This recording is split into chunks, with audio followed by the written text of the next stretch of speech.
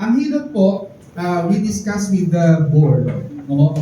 Ay nilagyan namin ng tagline para madali nating maintindihan at hindi natin siya makalimutan. So, H stands for, everybody, holistic. I stands for indigenous lifestyle officinal treatment. Okay, so, saluhin nyo na po. Pag sinabi, ano yung hilot? Ito po yung hilot. So, yung holistic po, mayroong 4 aspect of life.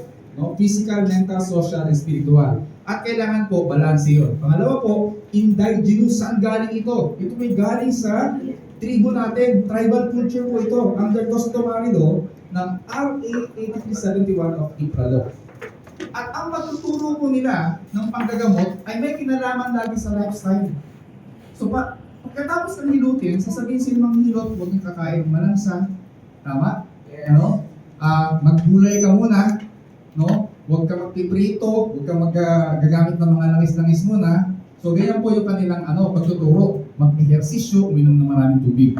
Okay? Officinal. Ang officinal po is medicinal. Gumagamit po tayo ng mga herbal medicines. At ang tribo po ay mayroong ilan, Chairman? 9,000?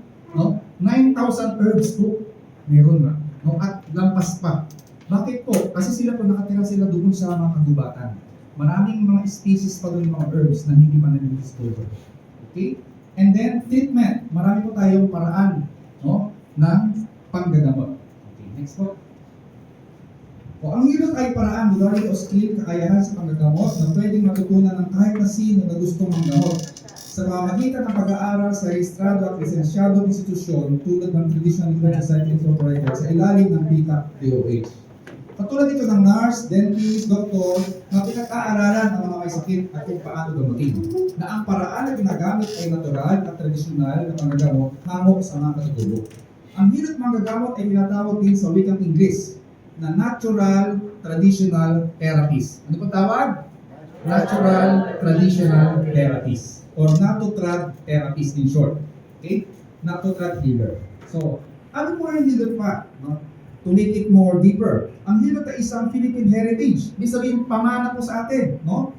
Okay lang po, mabilis po ba? Kailangan na sa atin, sa ating mga ninuno at pinananatili na hindi mawala ang kulturang ito ayon sa IPRA-DO RA 8371 of 1997. So yan po ay elaborate sa atin ni Atty. mamaya.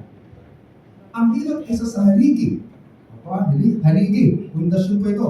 At may malaking bahagi sa TCIM, Traditional Complementary Integrative Medicine, na approve ng DOH, Department of Health at PITA, bilang alternatibong paraan sa panggagamot na nakasulat sa tama law sa panahon ni Dr. Flavier at President Fidel D. Ramos, 1997.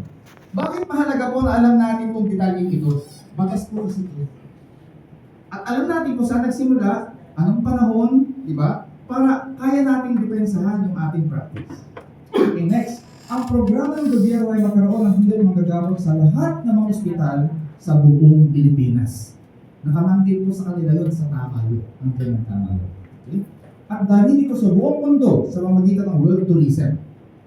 Mapapansin niyo po, ang China, nadala nila acupuncture and traditional Chinese medicine sa Asia, sa Europe, at sa buong mundo. Kasi sinuportahan sila ng kanilang gobyerno. Tama? Pag sinabi acupuncture, ang alam ng buong mundo, sa China galing yun. Pero ang totoo, Korean nagsimula. Nag-aral po kami ng acupuncture, doon namin nakita. Pero sa China talaga, nag-propagate acupuncture. And then, yung kanilang mga herbal medicine ay dinadala na sa buong mundo. Punta kayo sa pinagkalat ang mga product nila. Ano mo? Pero tayo wala eh. Gusto niya magkaroon tayo? Sana all. Nakatulad nila, no? Kaya po tayo makikipag-ugnayan sa PITA kasi sila pa yung research. No? Ibigay natin yung ating mga herbal medicine sa kanila, i-research nila, pabakapan nila ito para madala sa iba't ibang lugar ng mundo. Okay? Ano pa po? Ang programa ay naglalayon din na itaas ang antas ng pag-aaral at kakayahan ng mga Pilipinong hilot manggagamot at ito ay maging integrative and complementary medicine at maisama sa universal healthcare ng bansa. Sa Batangas City po, meron doon alternative. So, meron doon naghihilot din. No?